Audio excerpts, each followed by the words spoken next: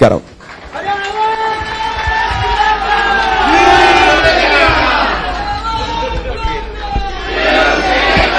जय महाराष्ट्र. आवाज येतोय ना?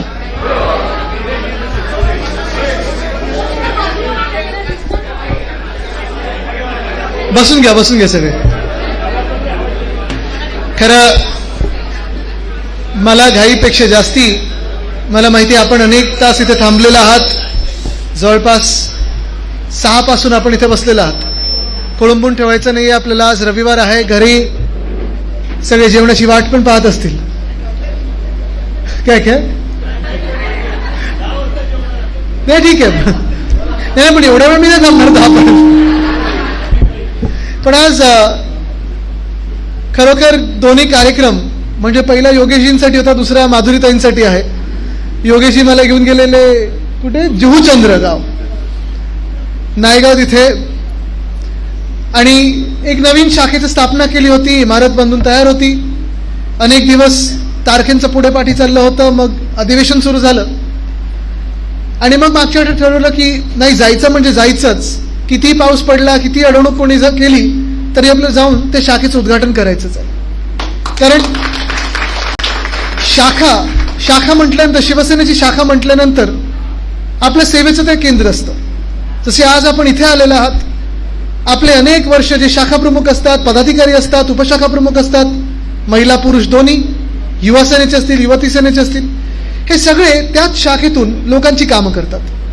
आणि हल्ली असं झालं, मी सगळ्यांनाच सांगतो, प्रत्येक शाखेत जातो तेव्हा सांगतो की आता असं पकडू नका की प्रत्येक जण काही शाखेत येणार आहे. स्विगीचा जमाना आहे. होम डिलिव्हरी पण गरजेची आहे. व्हॉट्सअपवरनं घरोघरी जाणं गरजेचं असतं. थोडं पाणी सांग. आणि होम डिलिव्हरी करत असताना आपल्याला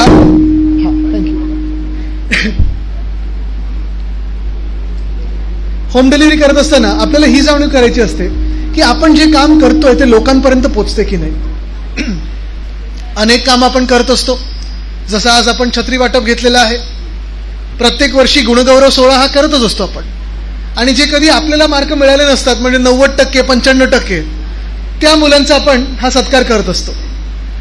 पण हे करत असताना आज खरंच मनापासून मला ज्या गोष्टीचा अभिमान वाटतो, म्हणजे अनेक माझ्यासोबत मंचावर बसलेत, कितीतरी नावं घ्यायला लागतील की ज्यांना मोठी मोठी आमिषं होती, सगळं काही होतं, पण उद्धव साहेबांना सोडून गेले नाहीत. शिवसेना उद्धव बाळासाहेब ठाकरे पक्षाला सोडून गेले नाहीत, जसे आपण सगळे आहात. आणि पाहताना हे पण बघायला मिळतं की ज्या लोकांना सगळं काही आम्ही दिलं, अगदी मंत्रिपद असो, सगळं काही असो, ते पळाले, निर्लज्ज झाले, पक्ष बदलू झाले, गद्दार झाले.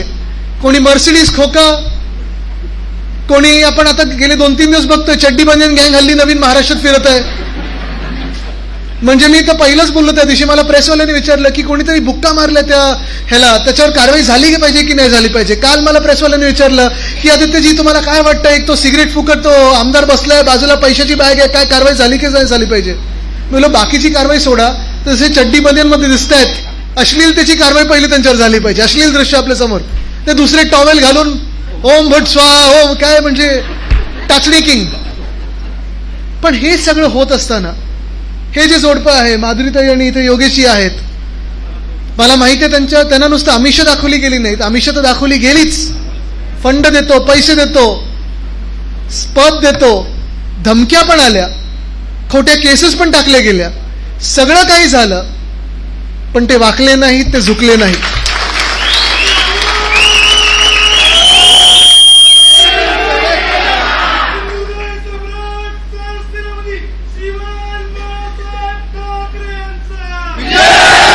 आणि अशा लोकांसाठी आमच्या मनात एक खास जागा आहे. आपल्याला आठवत असेल, मध्यंतरीच्या काळात उद्धवसाहेब इथे एका प्रवचनाला देखील आलेले एक गुरु येऊन गेले तिथे. आणि त्यानंतर मला वाटतं आपल्या ऑफिसला पण आले, आपल्या सगळ्यांची भेट घेतली. आणि हेच तर प्रेम असतं, हेच तर नातं बोलतात, ह्यालाच नातं बोलतात. सगळं काही असताना, सत्ता असताना, सरकार असताना सगळेच येऊन चिकटतात, पण जेव्हा हातात काही नसतं ते जे सोबत राहतात त्यालाच खरं नातं बोलतात. मला वाटतं हे नातं आपण जपणं गरजेचं आहे. ताई कदाचित आज आपल्याला वाटत असेल की आज आपल्याकडे महापालिकेत सत्ता नाही, उद्या येणार. कदाचित आपल्याला वाटत असेल की फंड नाही आपल्याकडे आत्ता काम करायला, आणि ती सत्य परिस्थिती लोकांना पण माहिती आहे, आपल्याला पण माहिती आहे. पण जेवढाही आपण प्रयत्न करू, मी आपल्याला पण सांगितलं, योगीजीने पण सांगितलं की स्वतः उद्धव साहेब आमदार आहेत, त्यांच्याकडून पण फंड घेऊ. मी काय वरळीचा फंड इथे वळवू शकत नाही, कारण माझा फंड माझ्याच मतदारसंघात जातो, पण निश्चितपणे ते करूच. पण एक नक्की आहे की वारं ज्या दिशेने वाहत आहे संपूर्ण महाराष्ट्रात, नुसतं मुंबईत नाही तर महाराष्ट्रात हे दिसायला लागलेलं आहे की सरकार प्रत्येक पावलावर उघडं पडत आहे. म्हणूनच तर सगळी धडपड सुरू झालेली. दोन भाऊ एकत्र येणार म्हणतायत, निवडणूकच पुढे ढकलून देणार असं ऐकायला आलं. एवढी भीती मनात बसलेली, एवढी भीती मनात बसलेली. असो, पण आता लगेच मी पुढे काही ह्याच्यावर बोललो तर युतीचे संकेत वगैरे इथे 2 कॅमेरे लागलेले आहेत. विशालजी तिथे लिहितातच आहेत काहीतरी टेक्स्ट, ते लगेच ब्रेकिंग न्यूज चालवतील. मी काही त्याच्यासाठी आलेलो नाही. आज मी खरोखर कुठच्याही कार्यक्रमाच्या ऐवजी आपल्याला खरं तर भेटायला आलो, कारण आज अनेक ठिकाणी मी पाहतो की हे महाराष्ट्रात एक नातं जे आपलं पुन्हा एकदा बनत चाललेलं आहे. आपल्याला कदाचित वाटलं असेल की निवडणुका झाल्या आणि जिथे आपल्याला वाटत होतं आपलं सरकार येणार, आपल्याला वाटलं होतं की महाविकास आघाडी आपण किती 150 क्रॉस करू, 40च्या आत आपण राहिलेलो आहे, फॉलो ऑन आता मिळालेलं आहे, आपल्याला बॅटिंग करायची आहे. पण तुम्ही जर नीट आता पाहायला लागाल जशी सरकारची वागणूक आहे, हे जे 3 लोक आता सरकारमध्ये बसलेले आहेत, जशी ह्यांची सत्तेसाठी धडपड चालू झालेली आहे, कुठे ना कुठेतरी काहीतरी गडबड आहे हे लिहून घ्या. म्हणजे जेव्हा आत्ता आपण पाहिलं असेल, राहुल गांधींनी एक लेख लिहिला की फडणवीस साहेब जे जिंकलेले आहेत ते काही तिकडच्या जनतेमुळे नाही तर जास्तीची मतं जी आहेत त्याच्यामुळे जिंकले. त्याच्यानंतर स्वतः मुख्यमंत्र्यांनी त्यांना उत्तर देणं, म्हणजे गडबड ही 100% आहे. महाराष्ट्रात हे सगळीकडे सांगितलं जात आहे की जवळपास 118 मतदारसंघांमध्ये ह्यांनी 47 लाख मतं जी वाढवलेली आहेत, ही मतं आली कुठून? मला आठवतात मुंबईतल्या पण सभा आठवतात, मला महाराष्ट्रातल्या सभा आठवतात, संपूर्ण महाराष्ट्रातलं ते वातावरण आठवतं जिथे असं वाटत होतं की परिवर्तन घडणार म्हणजे घडणार आणि आपलं सरकार येणार म्हणजे येणारच. पण आपण जसं आज ताईंनी मला सांगितलं की ही काही जमवलेली गर्दी नाहीये, हे आपले निष्ठावंत शिवसैनिक आहेत, मुंबई प्रेमी, महाराष्ट्र प्रेमी जनता आहे, मराठी प्रेमी जनता आहे. आणि आता एकच ध्येय जे आपल्या डोळ्यासमोर आहे ते म्हणजे मुंबई महानगरपालिका. अर्थात ठाणा आहे, पुणे आहे, नाशिक आहे, नागपूर आहे, सोलापूर, कोल्हापूर, वसई विरार, जिथे आम्ही जाऊन आलो, या सगळ्या महानगरपालिका जिंकायच्याच आहेत. पण आपण जर आपलं काम बरोबर केलं, आणि आपलं काम एवढंच आहे मला वाटतं कार्यकर्ते म्हणून आणि आपण शिवसैनिक म्हणून, पदाधिकारी म्हणून, की आपल्या मतदार यादीमध्ये घोळ तर नाही झालं ना, आपल्या मतदार यादीमध्ये कोणाला जास्ती घुसवले नाहीत ना, कोण आपले हक्काचे ते कमी केले नाहीत ना. कारण जे काही दिसतं एकंदर भाजपकडून ते 30-40 मतदार आपले कमी करतात आणि 30-40 मतदार त्यांचे घुसवतात, म्हणजे ते फुगवटा होतो, सूज येते त्या मतदारसंघामध्ये. आणि ही आलेली सूज जसं भाजपला आली, आज बघा ना तुम्ही, भाजपमध्ये कितीतरी कार्यकर्ते आहेत जे 25 वर्ष 30 वर्ष काम करतात, मेहनत करतात, आपल्या सोबत असताना देखील आंदोलनं केली, लाटेकाटे खाल्ल्या, आहेत कुठे आज?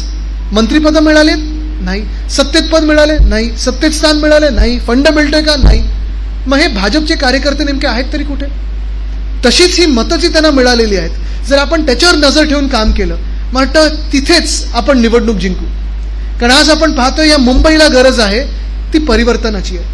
आत्ता आम्ही येत असताना हा मुंबई अहमदाबाद महामार्ग एवढा भयानक आहे, म्हणजे खरोखर तुम्हाला सांगतो, जिथे टोलचे नाके आहेत ना तिथे हाडवैद्यांची जर दवाखाने लावले तर ते अजून चालतील, लेपाचं दुकान लावलं तरी अजून चालेल, एवढे भयानक सगळे रस्ते करून ठेवलेत. मुंबई आज तुम्ही पहा, इथे तिथे जरा जाऊन या, कितीतरी गोष्टी आपण सुरू केलेल्या हे बंद पाडायच्या मागे निघालेले आहेत.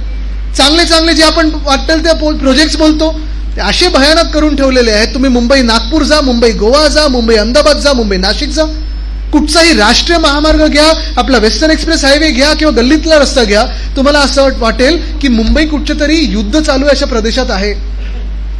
भयानक परिस्थिती करून ठेवलेली आहे. वरतून काही कोसळेल का, खालतून काही फुटेल का, पाणी वेळेवर येत नाहीये, आलं तर भयानक, म्हणजे कोकोकोला येतं की पाणी येतं हे कळत नाहीये. आणि अशा परिस्थितीमध्ये आपण एक पाऊल पुढे की एक पाऊल मागे, हे शहर कुठे चाललंय हा विचार करणं गरजेचं आहे.